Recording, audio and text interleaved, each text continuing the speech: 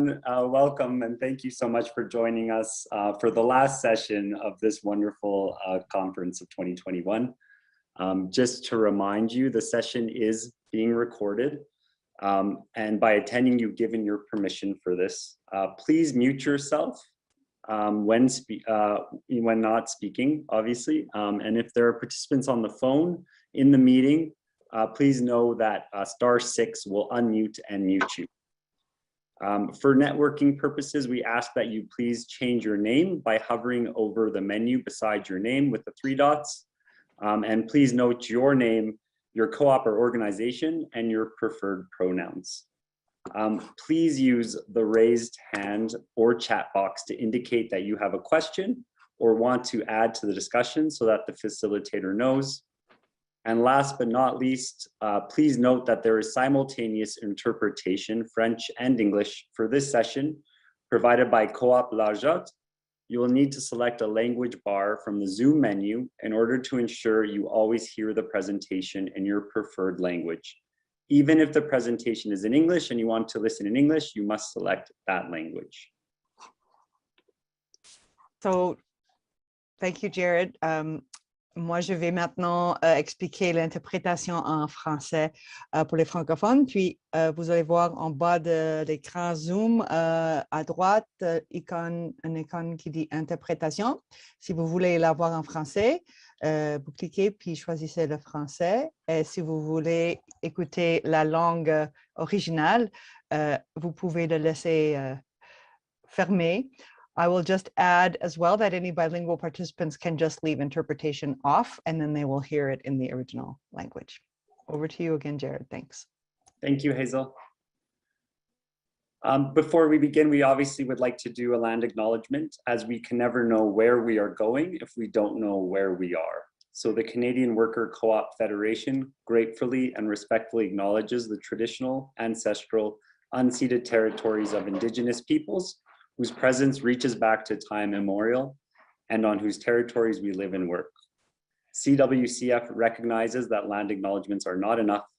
Regarding the actions that we are taking and will take, we have recently approved an action plan to build our justice, equity, diversity, and inclusion movement in the worker co-op movement. Hazel, oh, sorry, never mind. Welcome, everyone. Thank you so much for joining us once again, and welcome to the marketing workshop. Very quickly, I'd like to introduce myself. My name is Jared Bluestein, and in addition to being a co-founder of the Allium Worker Cooperative, a plant-based restaurant in Calgary, Alberta, I sit on the board of directors of the CWCF. We are so lucky to have four great people, but 3 wonderful groups come today to share some of their marketing experience with us. I will provide a short introduction for each of them prior to their piece. So we will start with Russ Christensen. You already were lucky enough to see him at the Co-op Zone Developer Network session on Tuesday at 7 p.m. But very quickly, for over 3 decades, Russ Christensen has been working with communities, cooperative enterprises, unions, environmental organizations, and private businesses to meet their strategic goals and develop good governance practices. He's helped launch over 200 cooperatives with a 70% success rate, for which he gives the founders all due credit. If you'd like to hear more or learn more about Russ Christensen and his really deep volunteer work and wonderful impacts in the co-op movement, you can find more about him on the CWCF conference page. But without further ado, I would love to turn the mic over to Russ to share a bit about marketing the co-op advantage. That's great. Thank you so much, Jared.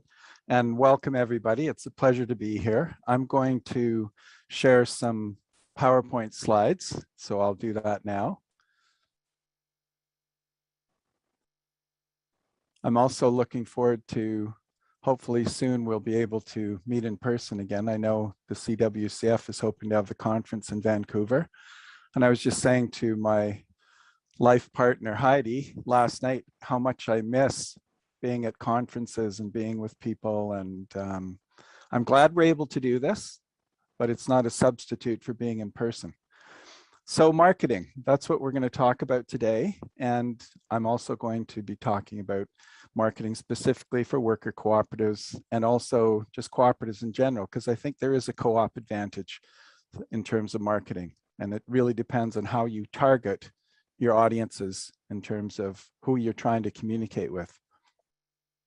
So people might wonder, you know, marketing, like what is marketing? And basically marketing is everything that you do, because people get an impression no matter what you're doing. It could be, hopefully it's a positive one and not a negative one, but it's everything that you do from the moment you conceptualize your business or a new product or a service to finally providing that to your customers. So it's a very broad area, and it's an area that people need to be very conscious of. And whatever impression you're leaving with people, hopefully it's going to be an authentic one. So positioning is a concept in marketing that I think is really important. You want to position your cooperative, your worker cooperative, also the products and services that you offer in the minds of your consumers or customers. So positioning is not really, you know, geographic positioning or where it is on the shelf, but it's really when you have your customers thinking of your product or service first, that's when you know your positioning is effective and successful. All right, emotions. This is probably the most important slide. Marketing is all about emotions. You want to make an emotional connection with your audiences, with your target markets and segmented markets, with your customers. And for worker cooperatives, you've got external customers and you've also got internal customers, because you've got your worker owners, and that's also, you want the emotional commitment and internal motivation that they bring to the workplace every day as a group. So I think that aspect is to think about not just your external markets, but also your internal ones, and particularly around emotions. When people have an emotional connection to your products or services or to your worker cooperative, and they love the ideals that you stand for, and they would support a cooperative organization that's providing local services and products and pay extra before they will support, say, just a regular business, and certainly a business like Amazon, which is losing credibility in terms of marketing and certainly has some negative press. So I think there's some real advantages to marketing the cooperative as a worker cooperative, particularly as employee owned. So that's something I think you should be marketing directly, and that's going to make an emotional bond with people. So the end goal really of everything that you're doing around marketing is to build trust with your consumers and your customers and your worker owners. So it's all about trust. It's all about relationships. We're all human beings, and people do business with people. So you really need to focus on that end goal. Everything that you're doing in marketing should work towards building trust. So the brand, lots of people talk about branding and the brand. It's really your co-op's identity, and again, how you position that identity in the minds of your customers. And everything that you're doing around logo design or taglines or packaging design, or how you interact with your customers, so customer service training, how you market your advantages to customers, what the product aspects are that you really want to focus on. Everything that you do around that builds your brand over time, and it takes many years to build a brand. It doesn't just happen in a short period of time. So this is a question that co-ops have been asking as long as I've been involved in the co-op movement. So since 1982, you know, is marketing co-ops really an advantage or is it a disadvantage? And it goes back and forth. It's a bit of a seesaw, frankly. From my point of view, given that I've dedicated my whole adult life to cooperatives and cooperative development, I clearly have an emotional commitment to the idea that co-ops are an advantage. So I'm biased that way, I have to say. I think that it is a really important advantage. When you think that 95% of Canadians would believe that if people collaborated more, the world would be a better place. It kind of makes sense, doesn't it? And when we think about recently the climate change or climate crisis talks in Glasgow at COP26, we have to collaborate and cooperate and be open about our communication. So I think, yes, the co-op brand or the co-op mark is an advantage. There's some examples of worker co-op brands that, and you can see some use co-op in their name and some don't. And I think, that's a decision that each co-op's going to need to make. But from my point of view, I think if it fits well and you're trying to market that aspect of your co-op more than just your product or service, then I think you should include co-op in your brand. And there's different ways of doing that. It doesn't have to be right in your logo. It can be just part of using the .coop mark, and then one of the taglines like people are together are stronger, or co-ops build a better world, whatever. You can piggyback on that branding that's international. So authenticity in marketing is really, really important. And this is an annual study that's done by the University of Victoria. And there's the #1 brand that's trusted for authenticity. And people, consumers in Canada, view that their actions and their words are basically consistent. So the Canadian Automobile Association's #1. The Mountain Equipment Co-op was #1 for many years before they were demutualized. And now people have lost trust and they don't feel it's as authentic. So MEC has moved from the first position to, I think, #7 or 8 now. So here's some organizations that have low trust with consumers. Facebook, they're trying to rebrand themselves as Meta.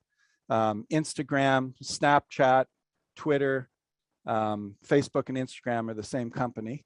And there's an erosion of trust happening with Tesla, Amazon, definitely, MEC, and Tim Hortons. And you can see there, whenever you see something like Justin Bieber coming out with Bieber Bits or something like that, you can know that the company is kind of desperate around, they know they're losing their marketing advantage or position. So in addition to the idea of, quality service and product, that it's reliable and that people are getting value for money, the idea of purpose-driven, triple bottom line is more and more appealing to people, especially because we're in this time now of recognition around inequality and racism and climate crisis and intergenerational economic inequality, inequality economically between northern countries and southern countries in the world. So I think that this whole aspect of values or purpose-driven organizations has a huge marketing advantage, and cooperatives are leaders in that area. So in terms of your communication around marketing, you really want to make sure, unlike our Prime Minister, Justin Trudeau, you want to make sure that your words and your actions are equal, that they are moving in the same direction, and that you'll build trust with people when you keep your promises. So definitely don't make promises you can't keep. And the ones that you do make sure you do keep them or even exceed your customers' expectations. So co-ops are some of the most trusted brands by Canadians. And when you ask and explain to Canadians what a co-op is, then it's a local business and it's owned by people and the capital stays in the community and what the cooperative principles and values are, Canadians say they would rather do business, about 75% of Canadians say they'd rather do business with a co-op than with a regular corporation. And there's the top 5 issues in Canada. This was a poll from 2019. I don't think these issues have changed that much. I think if anything, the pandemic has exacerbated these issues. So housing affordability, wealth inequality, money in politics, climate crisis, and polarization, especially through social media. So these top issues are things, if you can tap into the purpose-driven aspects of your co-op around some of these issues, then you're going to be positioned well in the minds of your customers. So that's a statistic I quoted earlier, that the world would be a better place if people collaborated more with each other. So the most appealing cooperative principles in terms of the co-op advantage, that membership is open to anyone. There's no discrimination. That there's education and co-op education, and there's a commitment of resources to that. that the community and the environment are really important aspects of the co-op principles, that it's member owned and democratic. So for me personally, I think that last one, the democratic piece, is maybe the most important one moving forward, because that's how we're going to solve the issues that we're facing.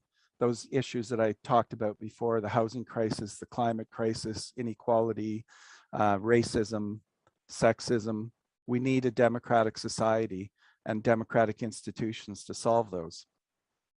So in Canada, 1 in 3 Canadians are already members of co-ops, so you can all already, leverage that understanding, and 6 in 10 are interested. So in other words, most Canadians are really interested in cooperative. So why not market that to them?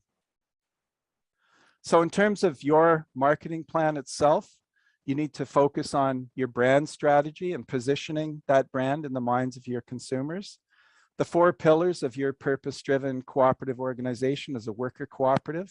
You need to publicize and make sure the vision, mission, purpose, and values of your organization are very well written. Hire a professional copywriter as the last step to actually putting those together, because I know how hard it is to get the wording right. Make sure that it makes sense in different languages if you're using different languages, because different words mean different things in different cultures. So if you're using other languages, make sure it makes sense. And then the marketing plan around the 4 Ps, the product or service, the price, the promotion, and the place. You need to put a marketing plan together that includes all those things. But everything needs to go back to that idea that you're building trust with your consumers. So that's my presentation. I'm finished. Thank you very much, Russ. That was really great.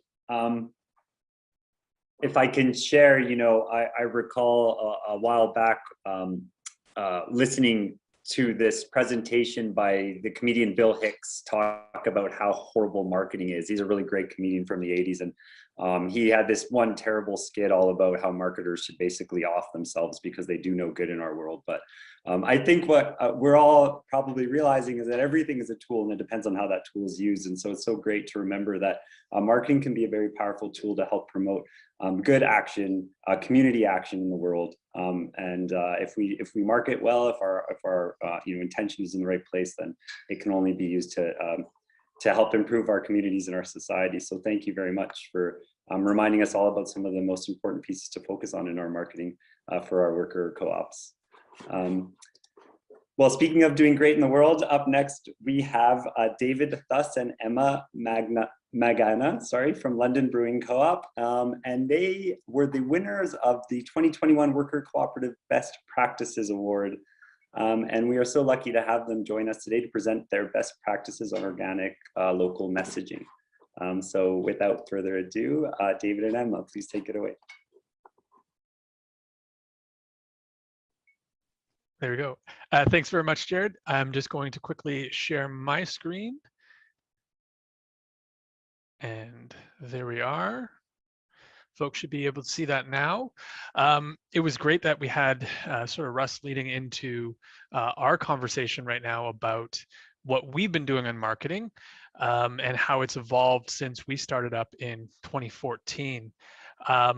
So as Jared mentioned, I'm David Thuss. So I'm one of the founding members of the London Brewing Cooperative. And when we started up in 2014, we were one of only 2 craft breweries in London. And so at that time, it wasn't all that long ago, but the understanding and embrace of craft beer was very different than it is today. So perhaps a safe approach would have been wise. We didn't do that. We didn't take a safe approach, and we sort of went in with all things that made us a little bit different. So being a workers cooperative, we are locating ourselves inside an existing restaurant. We are sourcing organic, sourcing local, so that we could achieve a truly local taste. And we were sort of already very different from even craft brewers today. However, our marketing really struggled to express all of these aspects into a coherent narrative. Visuals were a lot of memes. Things were pretty inconsistent. There wasn't a real through line of what we were doing. Much of the marketing was when we can get to it. Images weren't always of the greatest quality. Things were a little too meta most of the time. we were really owning the metaverse, as it were, at the time. And the voice was all over the place. So, this slide sort of points to what we were doing then. A lot of it is just, hey, we're not good at marketing. Our marketing wasn't mobile ready. Our website wasn't mobile ready. And when you consider the impact of images and marketing, ours were really underwhelming. And as this post points to, it was usually around that we weren't really good at marketing. And some of the marketing angst was the attempt to send too many messages to unclear markets at random intervals. And from an analysis of where we could situate ourselves in the market, we had a very good position. We had a very strong location. We had an overall strong message. However, it wasn't coherent, and so our marketing was really too wide. We didn't target folks to get them in the door. And a lot of things were just really wordy. Graphics weren't strong. The idea of having a strong copywriter, strong graphics, those were none of the things we were doing at the time.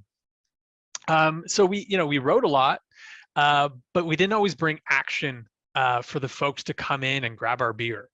Now, when we started up, one piece that did limit our marketing and how we understood how we should be marketing is that we weren't running our own tap room at the time. So we started up through a sister company, the Root Cellar, and that's where we were brewing our beer. And it wasn't until April 2015, 6 months or so after we started up, that you could actually buy beer to bring home.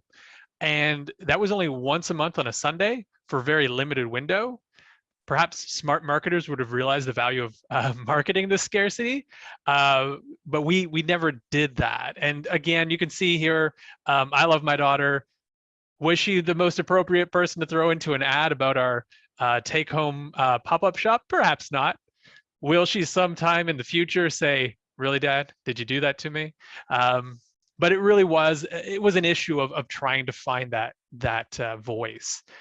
We were a little late to Instagram, likely a little too long on Twitter in some aspects. And it reflected a bit of an absence of adaptability. But in 2017, we started turning a corner. And I get to say, very bluntly, that the marketing prior to 2017 was really not good, and after was good, because I was the one doing it prior to 2017.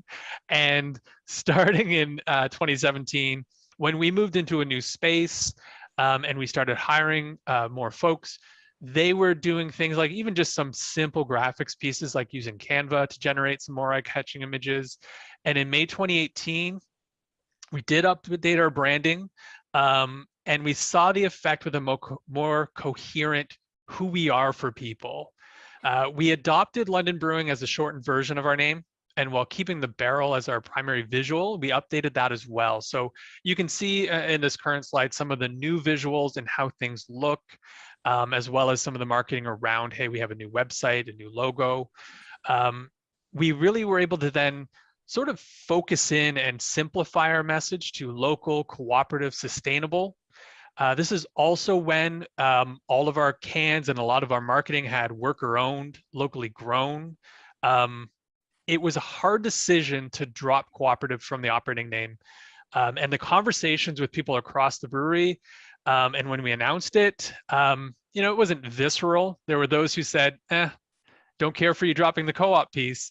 But it then made us more intentional about, in our marketing, ensuring that pieces like worker-owned, locally grown came through, and keeping that as an aspect, but not as a barrier. Because the name had been a barrier to engagement. We don't often get a lot of time to chat with people. And our ambassadors of our beer are sometimes folks who don't work for us. They're bartenders and waiters in the service industry. And for them to sometimes spit out London Brewing Cooperative and X, Y, and Z of the beers was difficult. And I'd often go into bars and restaurants and hear it mispronounced and cringe and try to gently correct. But we knew that our brand wasn't strong as a result. And often when we'd see it in publications misspelled, mispronounced generally, and sometimes the barriers, craft beer folks would be like, what are you talking about? Do I brew beer there? That's not what I'm into. However, when people walk into our space, once we've grabbed their attention with our beer, they're going to see a very large wood carving proudly proclaiming the London Brewing Cooperative, as well as our Brewers Manifesto that outlines our core beliefs. So it's still very much a piece of what we do. You know, we are very proud of being a worker cooperative, but the shift was significant because it did allow us to focus on the messaging, and the big turning point for us was that turn. And our current marketing that's being done, like folks like Emma, it's really features a lot of stunning images. And it always excites me to see sort of what next when I look at Instagram or Facebook. Our organic certification in November of 2019 was especially rewarding, as we were able to replace or to actually place organic on all of our cans officially. We had been brewing beer using organic ingredients since we started, but it's still quite a process for our organic certification. But it really helped us to solidify what we mean now by local, cooperative, organic. So I said a lot of the pieces around what didn't work well. And the contrast here is Emma's going to talk about really how she's continuing to evolve our brand, expanding our reach, and do all of the sort of things we weren't doing right at the beginning. So Emma, I'm going to hand it over to you now. Thanks, David. I'm Emma McGanja. Just a little quick background on me before I jump into what we've been up to lately. So I began in mid-2018, just working in the tap room. I like to say that I came here so often, I just annoyed them into a job for me. I think it was actually David who I spoke to originally. I officially began taking over some marketing duties in 2019 when I was promoted to the assistant taproom retail and event manager. I continued to take on more in that role until my formal change to the marketing and administration manager just recently, so mid this year. I really came for the craft beer, stayed for the sustainability aspect, but had very little knowledge of what a cooperative was and how it functioned. I had sort of assumed it would be closer to like a consumer cooperative. So really I began at an interesting time because it was just about 6 months before COVID hit. 2020 saw a lot of differences, but also some challenges as I took on more opportunities in the marketing side of our business. So obviously we shift to mostly online sales and a very robust home delivery program. We had we'd really prided ourselves on being a community hub in our neighborhood. We're in a very tight-knit neighborhood, which we're very fortunate for. But with those in-person events gone, we had to get creative and connect with people at home. We did a few things like taking our flagship musical event online every Friday evening. We also did a take-home sort of experience box with our beer, beer through other breweries and some other local goods as our beer festival that year, which we've been running since 2018. But the one opportunity we did have was it gave us more time and more space to focus on our digital marketing efforts, really distill our message and our aesthetic down to something a little bit more narrow. And now that it's really one person who's taking care of most of those efforts instead of a team sort of doing it when they can squeeze it in, we're able to have a more consistent voice.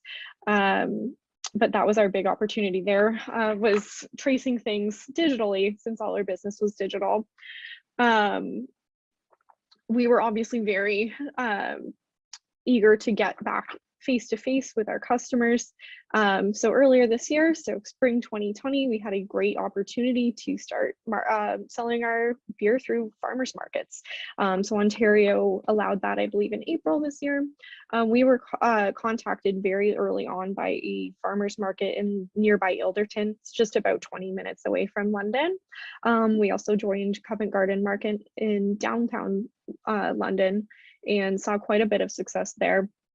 The real advantage was dearly missed face-to-face time with our community. Also put us in front of some people who maybe didn't frequent the tap room. A lot of folks who maybe didn't consider themselves craft beer drinkers until they came to get to know us and our story. we were a great fit for a farmer's market because we are about as local as you can get. It gave us time to really chat with folks and explain how local is truly local beer. So we average about 40% of our malts and 60% of our hops sourced locally, so mostly within Southern Ontario, which is much higher than the industry standard. And what we kind of learned was a lot of folks had assumed that locally crafted beer was also locally grown. So we were able to make that distinction there. Like for example, we were the first local craft malt certified brewery in Canada.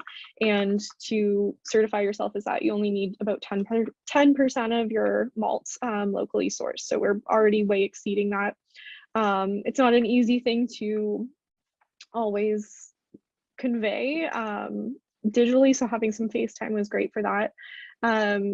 Also, like the traceability, you're buying organic local produce right next to organic local beer. People were familiar with the communities and even some of the farmers that we used for our ingredients. Again, organic beer is pretty hard to come by in Ontario. We're now one of only 2 independent craft breweries making that.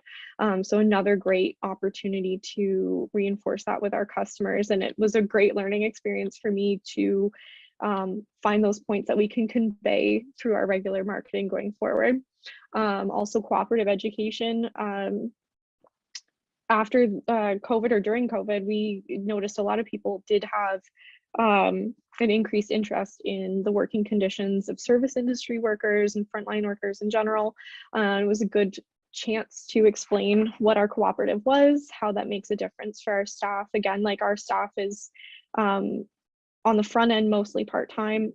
Positions that might be a little bit more precarious in a regular business or a little more secure with us. And there's an opportunity to grow with the company, and people were really interested through that.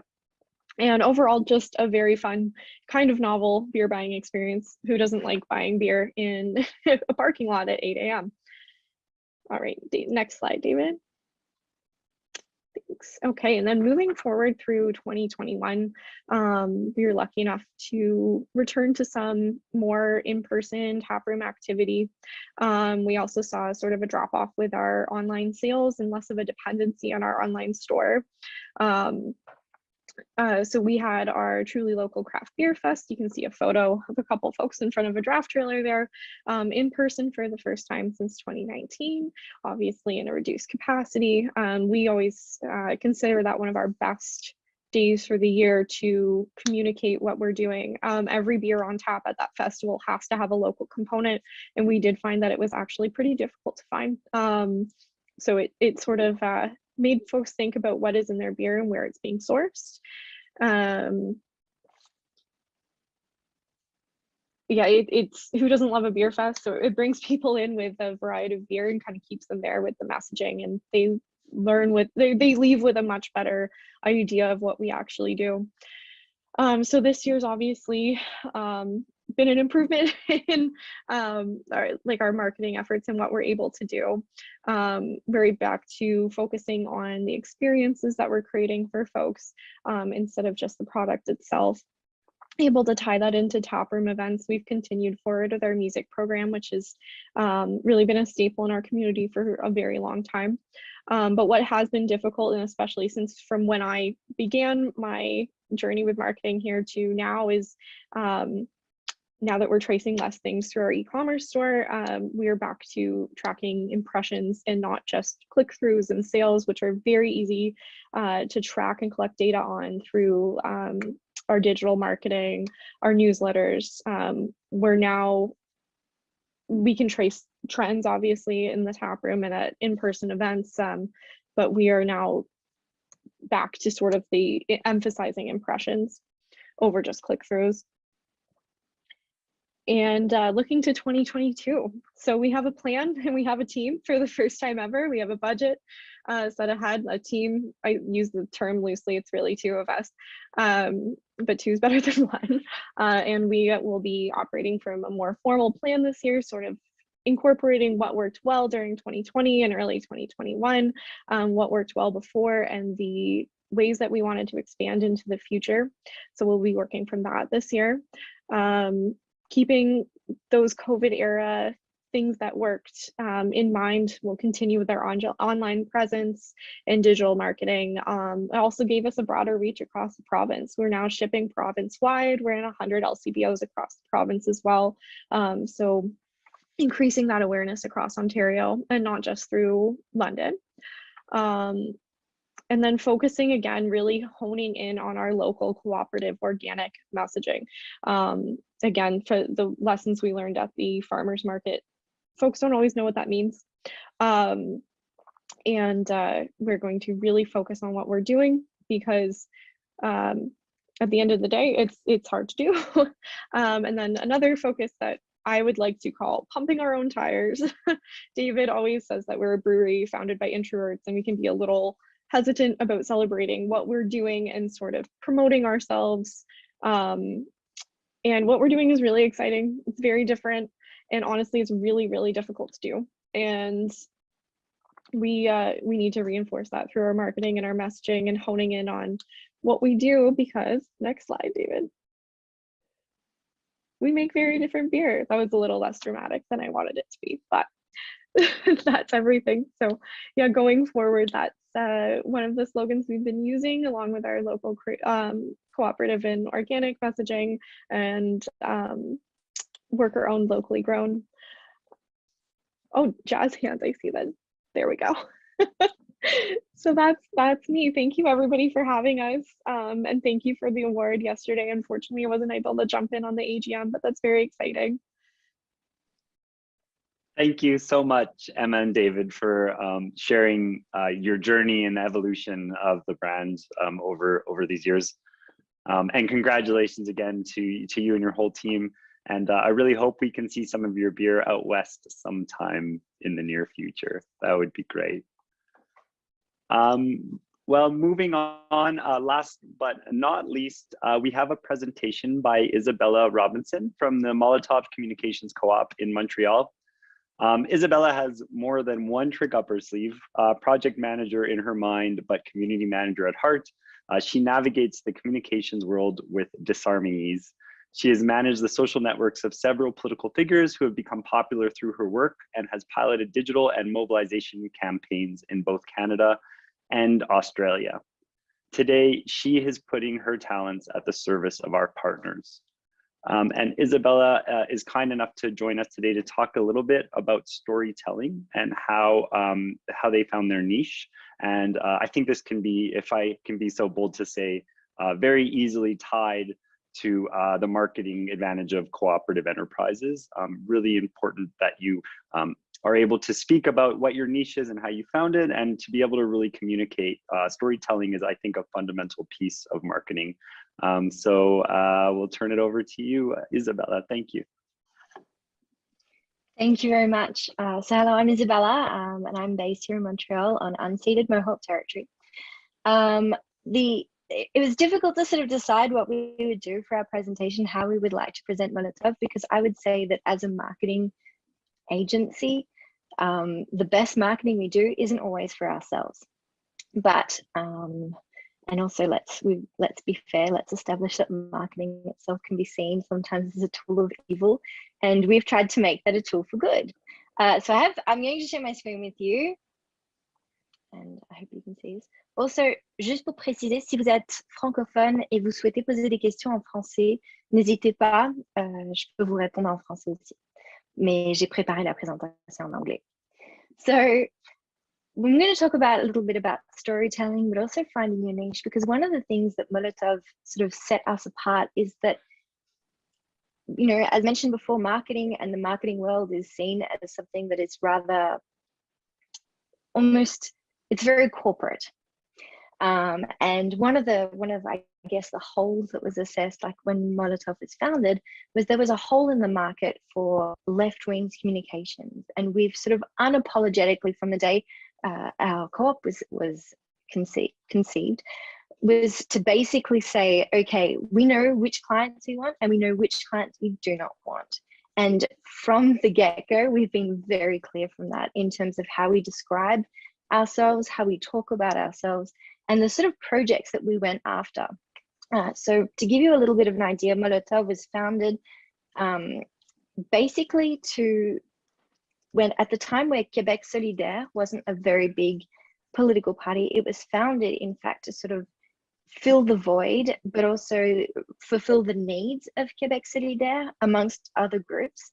And so we decided to come up with this model that would be, so we would have certain bigger clients who would pay a full price for our services, and we have a scale of a pricing scale, which goes all the way down to free for certain small cooperatives and community groups.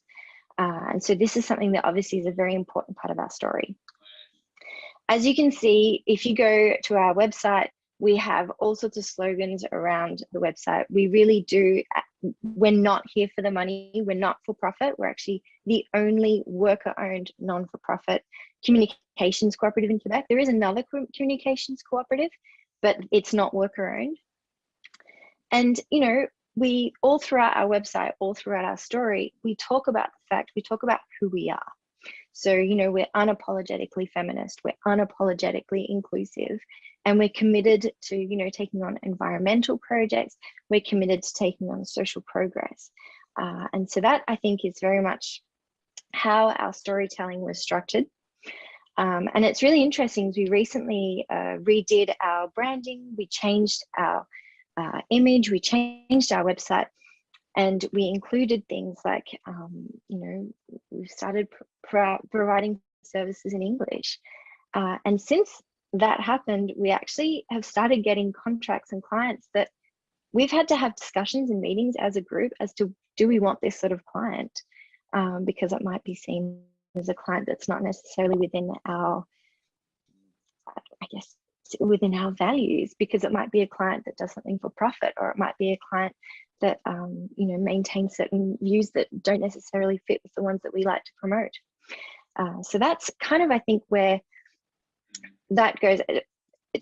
To sort of resume all this, when we talk about our niche, what we did was assess what was missing in the market, what did people need, and we built that. So from the time that we created the cooperative, we actually already had a client base, which is something that's actually quite important, because there was a need for the communications that we were going to push. So that was very much how we did that. And we didn't try to please everyone. And as you can see through the messages that we have on our website, but also the way we speak about ourselves, there is no, we don't pretend to please everyone. In terms of storytelling, it's very clear. We've sort of always presented ourselves as, you know, social and environmental, in here for social and environmental change. And also, you know, the story around sort of our pricing scale is really important. As you can see, I've included like sections from our website, because that really is where we tell our story. And because we found our niche so early, and because we have told our story, we actually don't necessarily get, many of our clients don't come to us through our marketing tools, which is probably how traditionally other people would be doing it, through their social media and stuff like that.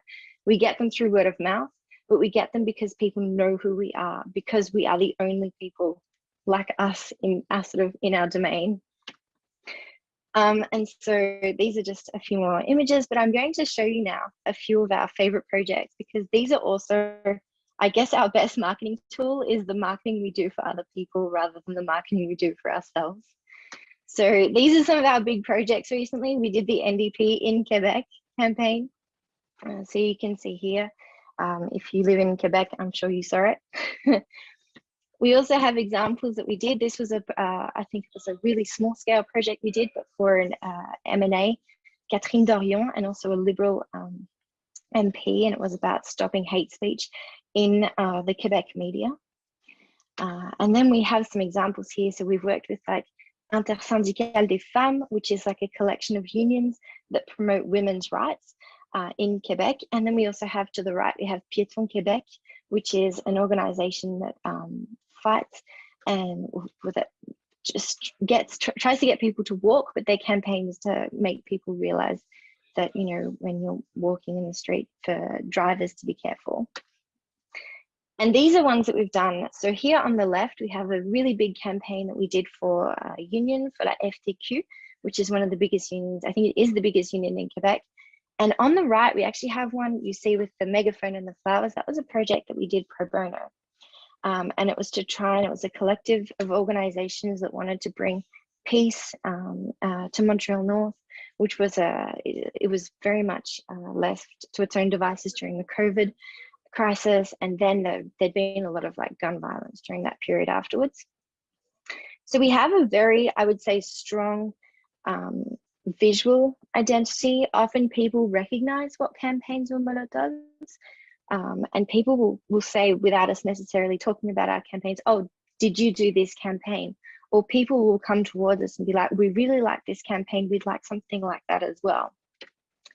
So there's another one. We have another amazing campaign on the left, which is for, it's actually a co-op as well, but they're an inclusive tourism, and they offer adventures to people living in with disability. And that was a smaller project we did, but it was one of our favorites. And the one in the middle was another one that we actually did, another pro bono project that we did to save an area of the St. Lawrence River in around Quebec. And so again, as you can see through these images, you can see that we have this really strong sort of, I guess, consistent form of imagery. Even though these are not, it's not our story that we're necessarily telling, people recognize this as our work. And so that's, and here are some other ones that we did. We have Quebec Solidaire, and we have an app that we did. But I would say that these are really sort of like, in brief, what it is. So just to sort of recap, when we talk about our niche, what we did was, before we started our cooperative, there was very much, we sought out our audience, we sought out what made us different, and we didn't hesitate to have some people who would like us and others who would not like us, and we accepted that fact and went with it. And we told our story to build that, and to build I guess a connection with the audience that we knew would like us, rather than try to please everyone. So I hope that that really sort of sums up, you know, the presentation for today. I'd be more than happy to answer any questions you might have on that, but there we go. Thank you so much, Isabella. Such an awesome reminder for us to unapologetically recognize and affirm our identity in a public sphere. I think that really marketing that co-op advantage is quite powerful.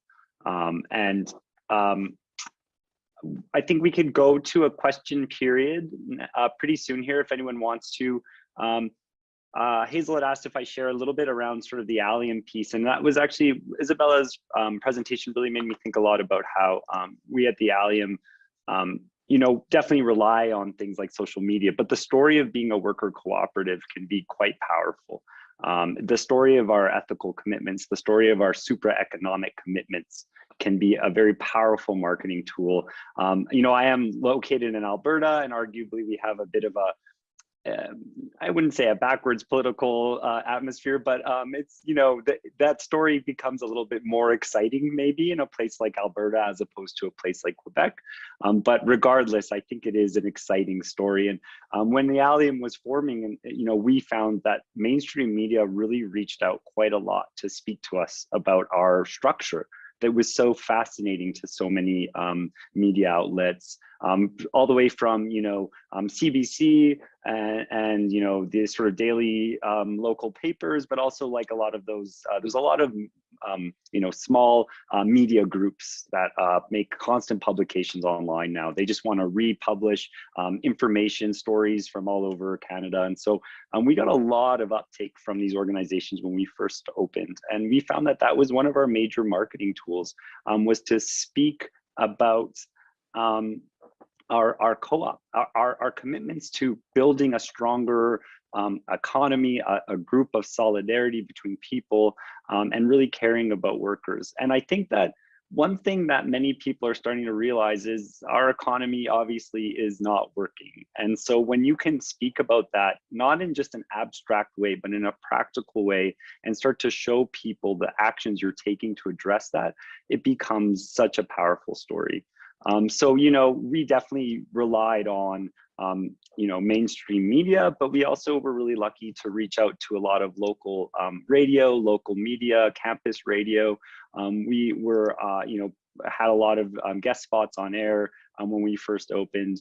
We submitted kind of ourselves for local awards and competitions whenever possible as a form of marketing. You know, we relied on a lot of cross promotion. Our restaurant works almost exclusively with local farms, local producers, and so we did a lot of cross promotion with our collaborators.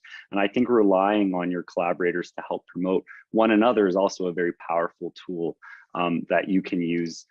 You know, it seems like less and less paying for an ad on TV or a billboard is not, first of all, financially achievable for many cooperatives. Sorry, we're just getting a little bit of feedback from someone. But second of all, it's not maybe an effective way of marketing anymore. You know, getting a billboard, sure, if you could get a billboard every day for a year, maybe that would be great, but to pay $5,000 for a billboard for a month, it just doesn't seem feasible for many of us. So, you know, it's really important that we obviously adapt to the technological environment we're in and use it to our advantage.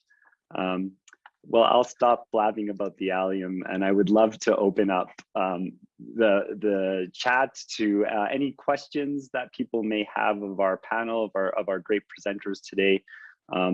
Please go ahead now and either raise your hand or feel free to throw them into the chat on the side.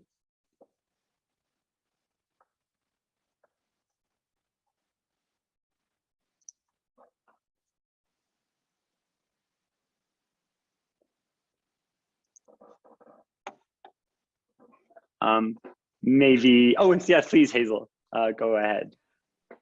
Okay, well, since no one else jumped in, I'll just say quickly that it's very interesting for me sitting probably, what, 3 miles away from Jared, or I don't know what, something like that, 4 miles, I don't know in kilometers, I don't know at all. It doesn't matter, we're close by. There's been a lot more publicity for the worker co-op model through the allium than within Calgary I've ever sought or we've ever been able to get with CWCF, with the Federation or the concept. And I think it takes something tangible more. And I'd say until a few years ago, Calgary's economy was such that people were not starting worker co-ops to speak of around here. And we just kind of quietly did our work and focused on the national scene and the other parts of the world where it was going on more, the country where it was going on more. And now it's quite different. And I think there's a very big need for worker co-ops in this province and generally across the country for sure. But yeah, so I feel like it's time for our federation to have a coming out party in locally and beyond. But because we haven't really, first of all, we haven't done a very good job about marketing. We try to get better in terms of when we redid our logo and our website a couple of years ago. But, you know, we have a tendency to be very text heavy and just like, look at all this good information, and it doesn't look very good. But I think we need to partner with some creative co-ops like Molotov,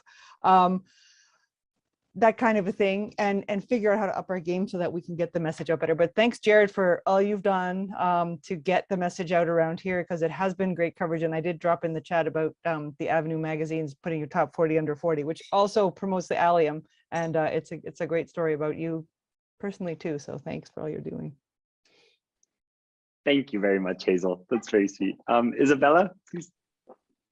To actually rebound on what you were just saying there, Hazel, about particularly people like in work co-ops, we talk often about, you know, we're inclined to be quite verbose in a lot of things. It's also the same in a lot of progressive spaces.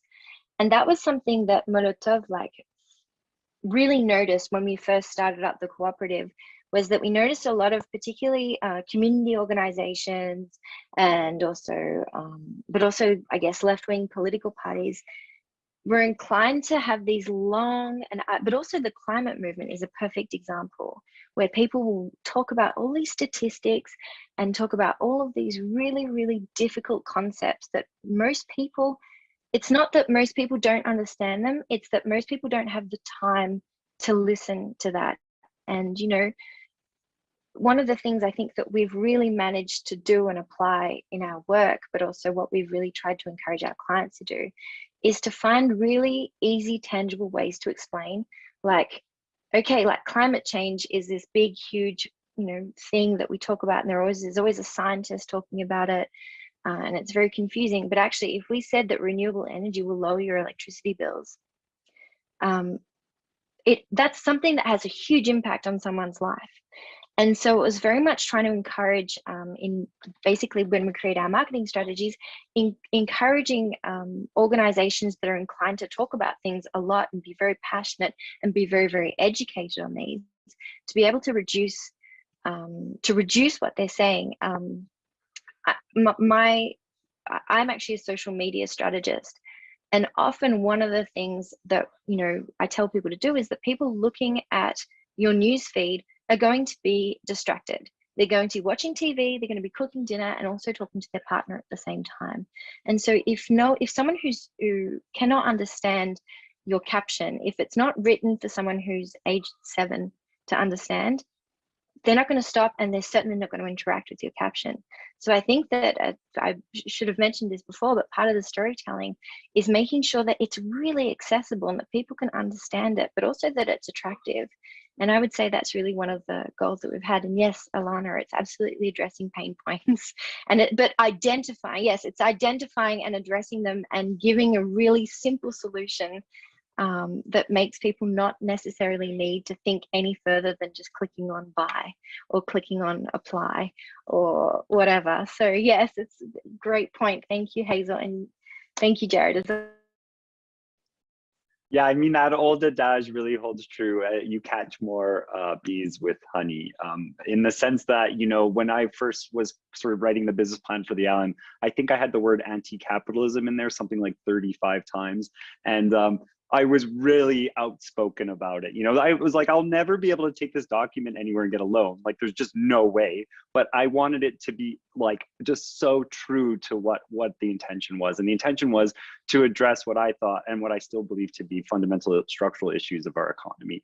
But throughout the last couple of years of operations, and definitely through some gentle and kind nudging by Hazel now and again, the idea of speaking about it in the positive, solidarity economy, the idea of addressing those pain points, why is life so challenging now? And if we can speak about the work we're doing in the way that it helps to address these issues for everyone, it becomes so powerful. Alberta is historically quite conservative, but when I speak to Albertans about the right for a worker to receive more base proportionate to the amount of their work, that's just something everyone believes in. It doesn't matter what political party they stand for, what flag they fly. Everyone seems to agree that yes, if you work harder, you should get more, and if you are a worker, you should be compensated proportionate to your efforts. And these are like empty tropes people use without meaning. And when we start to give these ideas teeth in the worker co-op movement, I think it becomes something very powerful and very transformative. And being able to learn how to market that in a clean and positive way, or a clear and positive way, I think is also very powerful. It's something I'm learning. Our Instagram posts in the early days were like political diatribes, like just using my 5-syllable words everywhere I could to express my disappointment with capitalism, and it's not useful for anyone but myself, I suppose. So it's a great lesson to learn.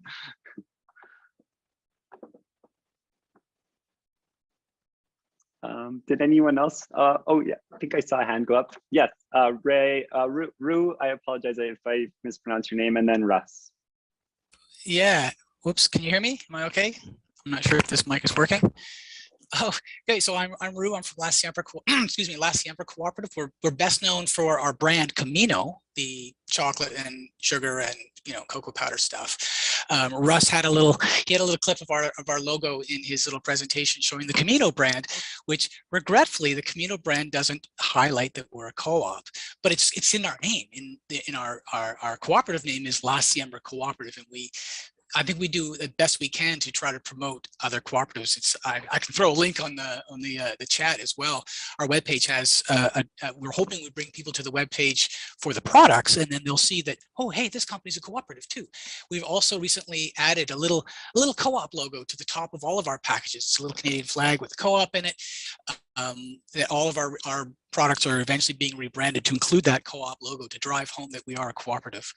But I had a question for the panel, for everybody here, in that I want to echo what Jared said in a way that, I mean, I personally came to the cooperative model as an alternative to the economic rapacious capitalism of the corporate sector, of multinationals, and the way that is structured. I initially thought cooperatives were just an economic structure for a business to share the wealth amongst the workers and maybe allow some collective decision making from the consumers. My exposure to cooperatives was Mountain Equipment Co-op as a buyer's co-op. So I didn't have a strong understanding of what it really meant to be in a cooperative until I joined La Siembra, and I was smitten. I love it. Love the idea of cooperatives and cooperation amongst cooperatives. Rue, I'm so sorry to interrupt. Do you mind just bringing your headset a little closer, just to your mouth? Sure. Or if you can put it on your head. Just the translators were having a yeah. If you can just put it on your head, maybe. Is this working? I think the mic's coming from my speaker here. Oh, is it? Oh, crap. If you put it on, yeah. I'll get closer. How's this? All right. Here's my question to the team here. In as much as I get the impression from having been at this this conference for the past 3 days, attending what I can see, that there's much more to us collectively feeling what it means to be a cooperative than strictly the economic structure of how finances are distributed amongst the workers. For example, if somebody came forward and said, hey, we're Bombs or Us, we're a cooperative that makes landmines disguised as toys. We've got a board of directors, we're all worker owned, everybody in the factory is a part of the decision-making process. I think we would all inherently be repulsed at the thought of a munitions maker who's a cooperative. But would an organization like that be acceptable to the cooperative community? So there's a bit of a rhetorical question, right? I mean, maybe I'm going a little left field. It kind of touches on marketing, but mostly more about our understanding of what it means to be a cooperative. And the social work, the social solidarity, the helping one another and helping the environment, helping our society. Would a munitions cooperative be acceptable? But I don't think it's ever going to happen. But you know what I mean? Would something like that even be something we would consider? Hazel, I don't know if you can speak to that in terms of the relation to the cooperative principles, but I mean, I would assume that I mean, okay, no, I'm not going to try. I'm gonna leave it for Hazel. Okay. Sorry, go ahead, Naya. Go. I'll be happy to try. I guess I would say, certainly in my experience, and I'm relatively conversant with what sectors the worker co-op movement occupies around the world, not just Canada. I've never heard of any people ever wanting to do a cooperative that does something like munitions. I have heard of within the last, say, 5 to 10 years, a group of people in British Columbia that wanted to start some sort of a worker cooperative in a fossil fuel space. Like, we should have a conversion of something that's a pipeline or whatever. And basically, I just said to them, we have a very strong statement on climate. We have a very strong declaration on climate change and how we see the worker co-op model working together in that space to really transform the world. And it's just not of interest to our federation to help you. Good luck, goodbye, whatever. I didn't say good luck. I just said goodbye. And I don't know if anything ever happened, but like, basically, I think that's the way we would tend to approach it. If someone did approach us that wanted to start a munitions worker cooperative, I'd be shocked if one exists, because people who are attracted to this model are attracted to like prioritizing human beings and life and the planet and goodness and not war, like I think co-ops and peace go together, and worker co-ops and peace and so on go together. So yeah, I don't think it's going to happen. Thank you, Hazel. I think Russ and then Isabella. Yeah, just to address Rue's question and hypothetical example of the munitions manufacturing co-op. You know, in the cooperative movement or sector globally, there's all kinds of different people and co-ops and different political ideas and all the rest of it. So it's a very diverse movement. And from my own experience with food co-ops, like I've been involved with organic food co-ops since the 1980s. And, you know, there's different times in my life when I've been working with large established agricultural cooperatives that sell a lot of pesticides and Roundup. And, you know, I mean, it's kind of like a munitions manufacturer. I mean, fertilizer is a byproduct of war, bomb manufacturing after the Second World War. So I think there are polarities and I think there are challenges and difficulties. And, you know, the reality from my point of view is that organic agriculture and sustainable agriculture is the future. And the sooner those large established cooperatives move to those kind of production practices, the better it is for all of us. So I think emerging cooperatives that are more radical and, you know, anti-capitalist, like the capitalist system, we all know that's going to destroy itself, but it might take us all down with it, unfortunately. So, you know, I think over time, emerging cooperatives and pioneers and in that sense, I mean, of being entrepreneurial and innovative, you know, and more diverse people, we need to educate those large established cooperatives about why we're doing what we're doing, because we're purpose driven more so than just economically driven. Thank you, Russ. Isabella? I think you highlight a really interesting potential challenge, but also discussion to be had, because I think that, you know, as we've seen with corporations starting to greenwash their materials, whether it be by telling everyone they don't test on animals because they haven't tested this particular product on an animal in Canada, as opposed to testing it so they can sell in countries where you do have to test on animals to sell.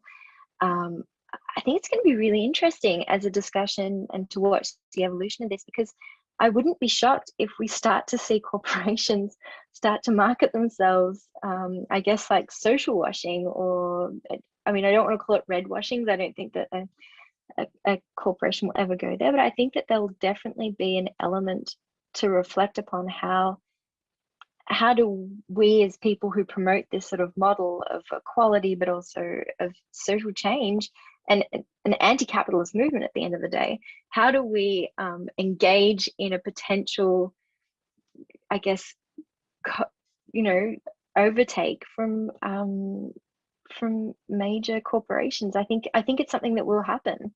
And I don't know what the solution is. I don't know what the discussion would need to be, but I think it's something that we need to be careful of. So I think you've highlighted a really great point. Yeah, really, really well said.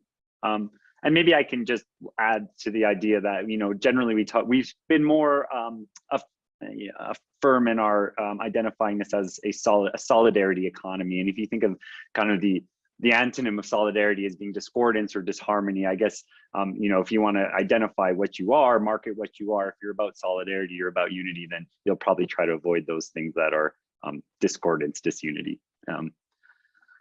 But yeah, really great idea, Ruth. Thank you for provoking that thought and that discussion. Yes, Russ, please.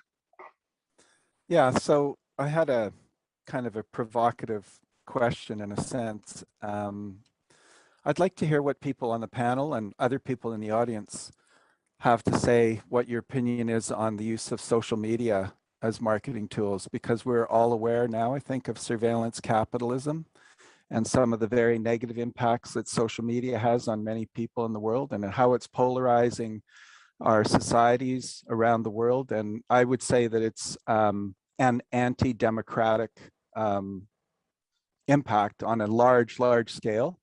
And I really have a lot of conflict. I'm not on social media. I made a conscious decision not to be on social media. I don't think that's an answer for everybody.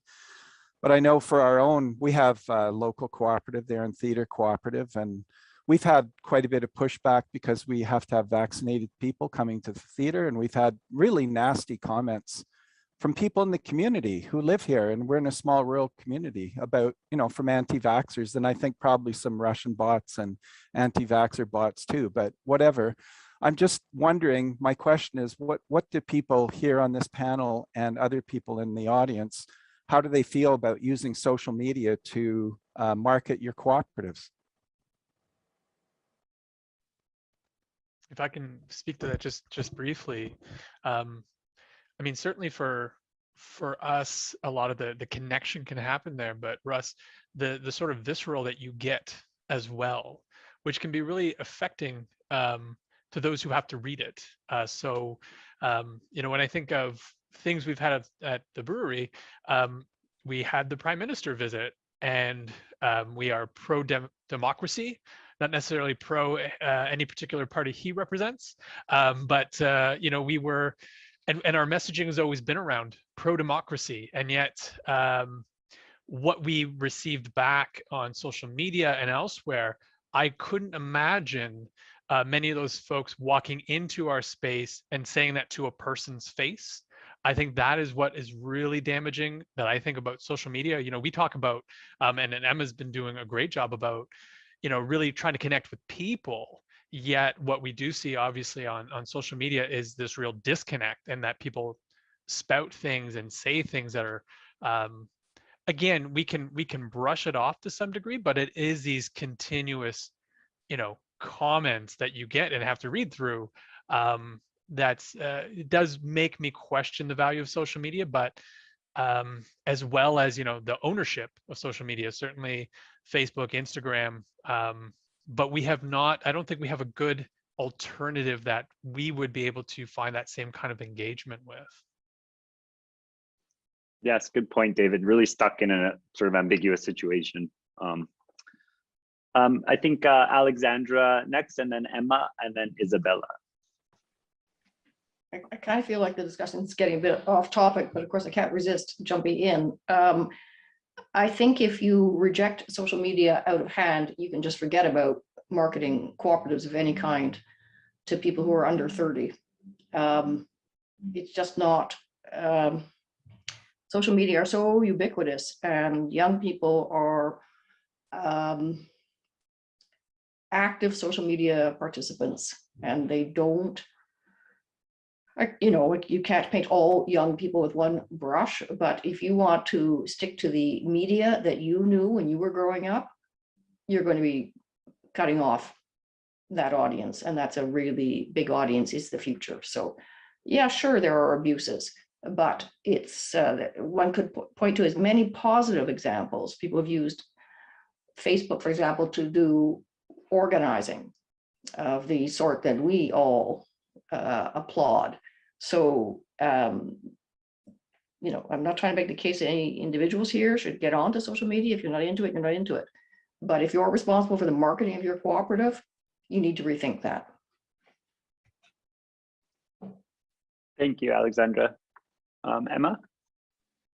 Yeah, this is really fascinating to me as somebody who does, I'd say, the very vast majority of our marketing through social media, partly because it is what is available to us, and maybe I'm being overly idealistic here, but it is really the best way to engage, for lack of a better word, like organically with our customer base, and definitely particularly with young people. Like Alexandra's completely right.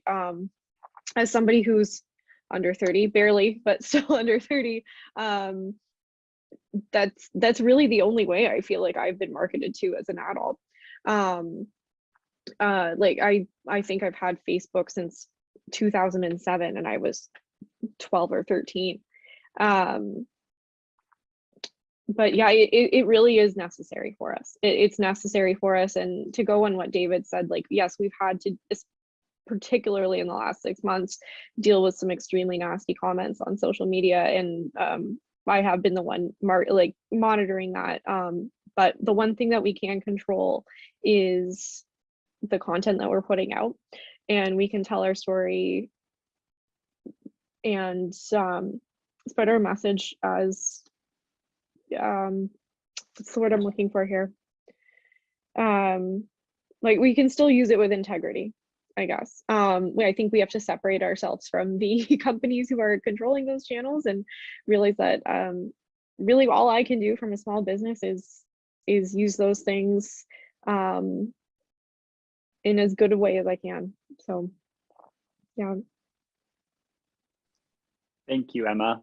And just to share a couple comments, obviously, Russ, you can see them in the chat, but just some ideas coming in from the audience. You know, it can be very powerful for storytelling, for really connecting with your audience, for connecting with people under 40. Affordability, obviously, being the huge thing for many small co-ops, and also a lack of option.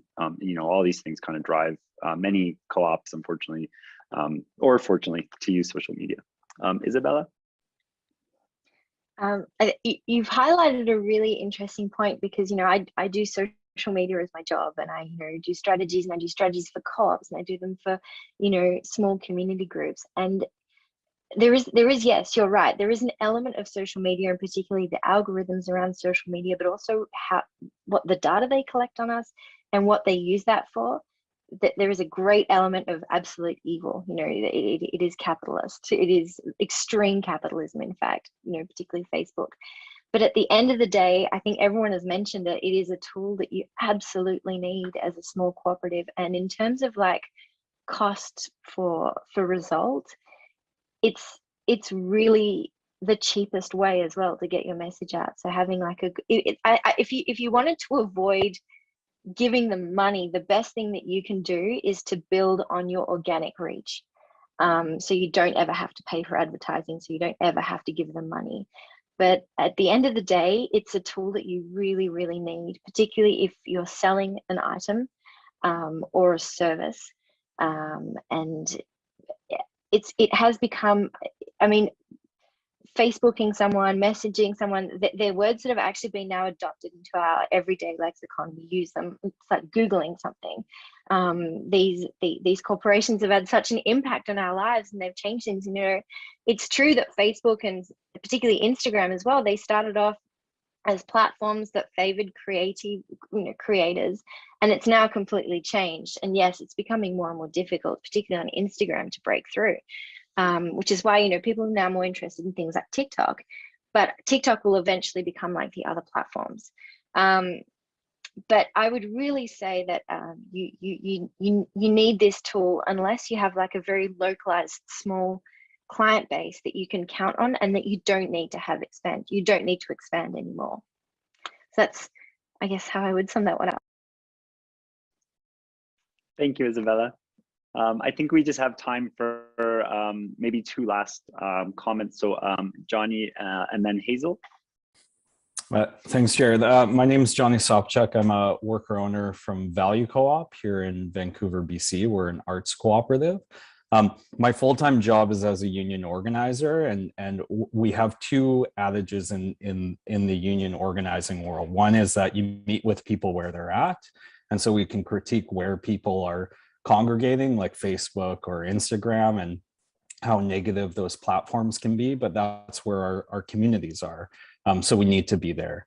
And the second is I think social media visibilizes conversations that happen, and the negative part is we can see those. So in union organizing campaigns, there's always, we map gossip and relationships, and people are having those conversations in the lunchroom or the coffee room, and I think it's a part of our role as good, upstanding, community-minded people to try and change those conversations. So I think it's incredibly important. And Value Co-op, we've found that the majority of our engagement comes through social media, including a lot of our orders. I did have one quick question. I don't know if we're gonna have time for that, but it's just around like budgeting and for new co-ops that are looking at rebranding or looking at a communications campaign or advertising campaign. It can often feel very intimidating to take that on. And one of the things we've tried to educate in our community, we do arts-based production, but some graphic design, is that it doesn't have to be expensive. For us, launching our entire branding, our website, and paying people decent wages, we spent about $4,000 and we won a national award off of our website. So, you know, that sort of investment brought in tens of thousands of dollars of orders. So I just wanted to throw that out there. And then if any of the panelists have experience as well, I think that would be really helpful to hear. Thank you, Johnny. We'll go to Hazel and then see if we have a minute or two maybe for anyone on the panel to reply to Johnny's question. Thank you, Jared, and I'll be quick. I just wanted to point out that for a while there was this move to say that Twitter should be made into a cooperative, and I know it didn't go anywhere, but I mean, that just brings me to the thought that there is this whole burgeoning platform cooperatives movement that is acting in this space, right? And I'm going to just drop in the chat from Nathan Schneider's website. I don't know to what degree any of these are actually social media, but I think they trend toward it. And anyway, there's other platforms out there. It's the challenge, of course, is getting people to leave the Facebooks and the Slacks and move into the Lumios, which is also a worker co-op out of New Zealand that we have tried hard to use at our federation, and we just gave up. We tried hard 3 times and nobody would go there. So it's really challenging to get into that space, but it is a whole other possibility. And it does seem like certain apps come up and then they'll get adapted quickly. I don't know if really smart IT folks could turn their thinking toward like, how do we create one of those as a platform co-op and see it take off quickly? So it's the next Discord or whatever the newest thing is, right? It's not my brain to do that, but somebody around can. Thank you, Hazel. Would anyone on the panel like to speak at all quickly about the idea of budgeting towards marketing, some effective methods, ideas, use of money? I mean, I would just say that one thing that you could look at is there's a great book. It's been out for a long time and it gets revised regularly called Guerrilla Marketing. And it talks about, you know, how to do marketing on a very low budget and get people's attention. So that's something that you could look at. I think being, you know, really creative about what you're doing and trying to use visuals or storytelling is probably some of the best ways to connect with people emotionally, and something that's easy for them to understand. Human beings get about 60% of their meaning through visuals. So that's why, you know, movies and videos and that kind of promotion or graphics are so important. Thank you, Russ. Isabella? I would say really choose your audience and start speaking just to your audience, and then expanding once you've got that. So set yourself achievable goals. Focus on organic growth. Focus on reaching people through different means. So whether it be on Facebook groups, whether it be calling people, whether it be meeting people at, you know, events, whatever it takes. Building your reputation, but also building your circle of contacts is the first steps, I think, to really building your marketing strategy, because your marketing strategy, you're going to have some of it on social media, but social media is one of many tools that you have. And so making sure do you have a small database? Do you have a newsletter going out regularly? Are you giving value to the people who are signed up to your social media? Are you giving value to people on your newsletter? Are you giving them different value on these different platforms? Who are you meeting? Who are you going out and seeing? So I think really putting really a lot of focus onto organic, but also almost like an organizing almost the same strategies as an organizer would put out there to meet new people and to build your network. I think those are really the best ways to at least start and to build your brand for not very much money. Those are great suggestions. Thank you. Okay, David, we have one last minute really quick, and then for real this time up. Well, the name of the game, cooperation, right? So we starting out, we needed to work with the root seller on Move Organics to get ourselves going. And even now, Emma's not full-time marketing, but prior to Emma having somebody in-house who was working for multiple businesses, so working with those other businesses and sharing those resources so we could have a graphics designer, somebody who can do some of that web marketing piece, was really critical. So if you can find like-minded businesses, cooperatives or otherwise, in your city, or at the very least connect with them and be able to share that kind of resource so that the designer has can make enough money from the work they're doing, because we certainly couldn't and can't even now fully give full employment to somebody just doing marketing, which is why Emma's title is as long as it is, because she does so many things, including marketing. So that's what I would really advocate for, is especially starting out, cooperation. Find others with like goals, and then try to find that designer who can work with all of you, because the graphics component was really critical to us to get going. Thank you, David. And thank you all for joining us today. Thank you so much to the panel for really great presentations and provoking some great discussion. Thank you so much, Russ, Rue, and others who really helped to provoke some further discussion today. And it's just been a lovely 3 days. So once again, from us at CWCF and everyone else, we're just very appreciative to have this great time together and a moment in community and solidarity building. It's very, very energizing for me, and I hope it is for you too. So we would now love to turn the mic over to Reba, who will officially close up this lovely conference. Well, thank you, Jared. Thank you for leading that was just an excellent session this morning. All of the sessions at this conference have just blown me away. The keynote, with all those excellent speakers, the peer learning, the Jedi session yesterday morning was great.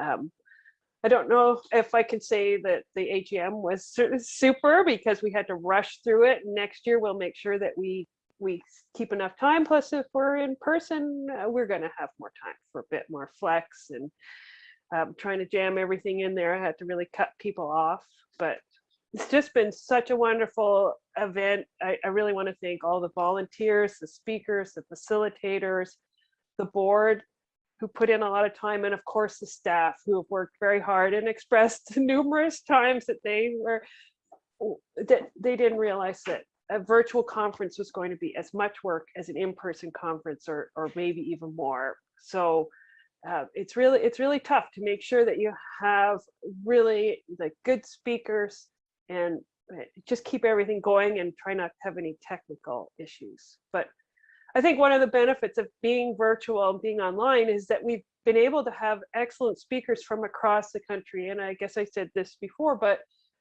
you can just leave your work and you can come for the hour and a half and you can participate in a session. And you don't have to fly across the country and stay in a hotel and spend a lot of money, even if some of those parts of it are enjoyable. And of course, the in-person part is really enjoyable, but it's hard to always leave your work for a conference. So that was just great. I also wanted to just congratulate the winners of our awards again. Eric Hughes King winning the Co-op Award, the Mark Goldblatt Award, and to London Brewing for the Co-op Best Practices Award. Again, normally we would have been able to toast them at our after hours party. Okay, everyone, you're going to get an evaluation sent around. Please fill it out. The biggest thing for us is comments, and suggestions for what we can do better, what other kinds of sessions we could host. So please fill out the evaluation, so you're making sure I'm not missing anything. And of course, I'd love to see you all next week, Tuesday night, 7 to 9 Eastern, for a little social night. You can all get whatever you want, and we can hang around. We'll probably do a few breakout rooms, so we're not too many people all in one spot. But it would be great if you could all come to that. So I think that's everything I have on my little list. Have I missed anything, Hazel? Can you please thank the sponsors? Oh, of course. Thank you, Kay. So yes, I'd really like to thank our sponsors. They really make this event possible. The cooperators, Just Us Coffee Roasters, the Ontario Cooperative Association, and see, I don't have my notes in front of me. Who's the other one? Canadian, the Co-op Housing Federation. The Co-op Housing Federation. Thank you very much. Without their support, we wouldn't be able to host a conference like this. especially this time it was free, and we've always tried to make our conferences accessible for everybody. So, and also, wasn't there something else? It wasn't just sponsors, there was something else, but I didn't make notes. Sorry, I wasn't thinking about how I thought I was off the hook today. So, but well, I would just add that we need to thank the planning committee, which did a lot of great work, obviously, that we see in the conference, and also the staff team has just really worked very hard. I mean, I really want to thank Kay. She and I were emailing each other late at night and early in the morning in the last week. And I'll just tell you a little funny story. I woke up this morning to see this thing, CWCF conference, Vancouver, Kay Grant calendar invite declined. I'm like, oh my God, Kay is quitting. But no, it was because it was still there from when we were supposed to be in Vancouver this year. So phew, all is good. Thank you, Kay, for all you've done. And Josh and Kristen and Kenzie and any other staff who are online. Thank you, Reba, too, for all the great facilitating. No problem. And I hope I'm going to see all of you folks in Vancouver next year. We've got those dates booked, and we're really hoping to be able to all get back together. I know everybody is. So that would be just great. But again, thanks to everybody. What a fantastic conference. It just blown away that we had so many excellent speakers. So, and so much participation. How many did we have coming? We had 120 sign up or something? We had 160 sign up, and wow. At any given session, we had anywhere from, we have 36 now, I think, to 70 some odd, or 80 at the highest. So yeah, it's been a great turnout. Oh, that's great. So yeah, it's great. And again, we will be looking for some board advisors, BIPOC board advisors. So if people are interested, we're also looking for people to join our JEDI committee. We'll try to brainstorm to, see if there's people we can invite, but please, well, for the board advisor, you've got to be BIPOC, but for the JEDI committee, you don't have to be BIPOC to participate. So, all right, well, thank you, everyone. Thanks for coming out. Thanks for participating. Thanks just for being here. Thanks for being part of the solidarity economy. That's great to hear. It's great to hear some of those opinions, because of course we don't hear those in the outside world. Maybe one day we're going to take over, right, Hazel? It's our time, right? We are worker cooperators. So thank you, everyone. This is going to wrap up the conference.